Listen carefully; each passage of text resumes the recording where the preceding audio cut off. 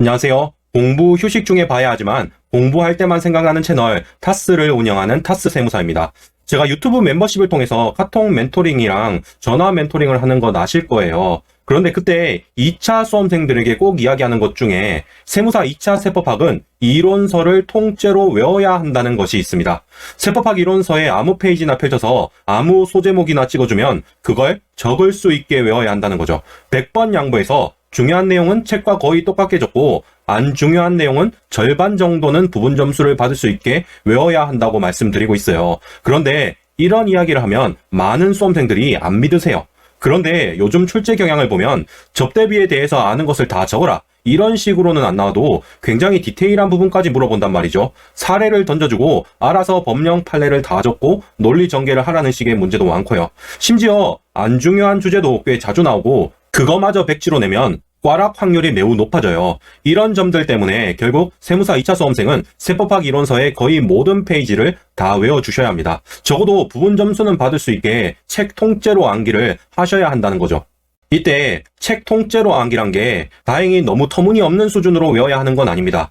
1페이지부터 10페이지까지 적어라, 이런 식은 아니에요. 그리고 지금 기출문제를 보시면 구체적으로 서술해야 되는 대상을 열거해주고 있어요. 아래 예시처럼 기한 연장에 대해서 다 적어봐라, 적은 만큼 점수 주겠다, 이런 식이면 정말 어렵거든요. 근데 단어 한 개 주고 책 통째로 적어 하는 수준까지는 아니고 소제목 한 개 주면 적당히 4-5줄 정도 적을 수 있게 외우는 식이라고 보시면 됩니다. 이렇게 책 통째로 암기를 하려면 문장을 통째로 적을 수 있게 외우는 것이 중요한데요. 실제로 제가 수험생 시절에 많이 사용했던 방법을 몇 가지 소개해 드리도록 하겠습니다. 첫 번째로 스토리 암기법입니다.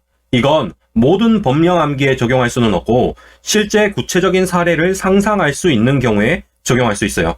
1단계로 법령을 이해한 다음에 구체적인 사건을 바탕으로 서술할 수 있게 법령을 외워줘요. 그리고 2단계로 방금 구체적으로 적었던 키워드를 보편적으로 적용할 수 있는 법령의 키워드로 바꿔줍니다. 마지막으로 법령 그대로 적을 수 있게 외워주시는 겁니다. 이해가 좀 안 되실 텐데 예를 들어 드릴게요. 1단계로 법령을 이해한 다음에 구체적인 사건의 용어로 바꿔서 외워줍니다. 지금 이미지처럼 원래는 보편적으로 적용할 수 있는 법령인데 아주 구체적인 용어로 바꿔주는 거예요. 원래 납세 의무자는 법인인데 납세 의무 성립일에 100% 지분 주주가 있었다. 근데 법인 재산으로 세금을 못 낸다. 그러면 아까 말한 100% 지분 주주가 세금을 내야 한다.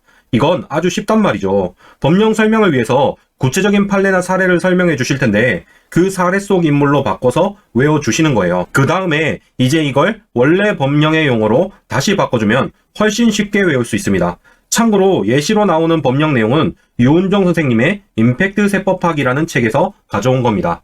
앞글자 따기는 많은 분들이 실천하실 건데요. 암기 대상이 나열되어 있을 때 이걸 외워주시는 거예요.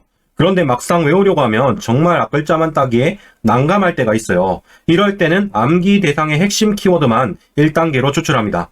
그리고 암기할 때 순서가 안 중요하면 순서를 외우기 좋게 바꿔주셔도 돼요. 그 다음에 키워드의 앞글자를 따서 외워주세요. 앞글자를 보고 전체 내용을 적을 수 있게 외워주시면 됩니다. 이번에도 임팩트 세법학에서 암기 대상을 가져왔는데요. 외국 법인의 국내 원천소득 10가지를 외워주셔야 합니다. 일단 순서 상관없이 외워도 되는 거라서 키워드를 추출하신 다음에 순서를 외우기 좋게 바꿔줍니다. 그리고 그 앞글자를 따면 정말 외우기 쉽게 바뀝니다. 입에 부부 사사기 유이님, 이렇게 되는데요. 입에 타면 부부 사기 유이님, 이렇게 대충 스토리도 덮어 씌울 수 있으니까 훨씬 외우기 편합니다. 마지막으로 소개드리는 암기법은 누적 테스트 암기법입니다. 제가 문장 통암기를 할 때나 노래 가사 같은 거 외울 때 많이 사용한 암기법인데요. 방법도 간단합니다. 문장을 나눠주시고 누적적으로 테스트를 보시면 됩니다. 예를 들어 드릴게요. 이번에는 제가 쓴 세무사 공부법 책 세무사 메이커 Q&A 내용 중 일부를 발췌해서 설명하겠습니다. 일단 암기 대상인 문장을 여러 개로 나눠줍니다. 그리고 파트 1을 적을 수 있게 시험을 봐요. 이걸 통과하면 파트 1에서 파트 2까지 적을 수 있게 테스트를 봅니다. 그리고 이 다음에는 파트 1부터 파트 3까지 적을 수 있게 누적으로 테스트를 보시는 거죠. 이런 식으로 해서 파트 1부터 마지막인 파트 6까지 적을 수 있으면 문장 전체를 암기한 걸로 보고 넘어갑니다. 꼭 적어야만 하는 건 아니고 머릿속에서 떠올리는 식으로도 누적 테스트를 보실 수 있습니다. 지금까지 문장 통한기를 위한 암기법을 소개해 드렸는데요. 이번 영상도 회원용 확장판이 있습니다. 제가 카톡 회원반 분들께 실제로 권하는 문장 통한기 방법이 있는데요. 그 방법을 간략하게 설명을 해보려고 합니다. 관심 있으신 분은 고정 댓글 확인 부탁드립니다. 그럼 긴 영상 시청해 주셔서 정말 감사합니다. 예비 합격자 여러분 모두 건강하시고 단기 합격하시기 바랍니다.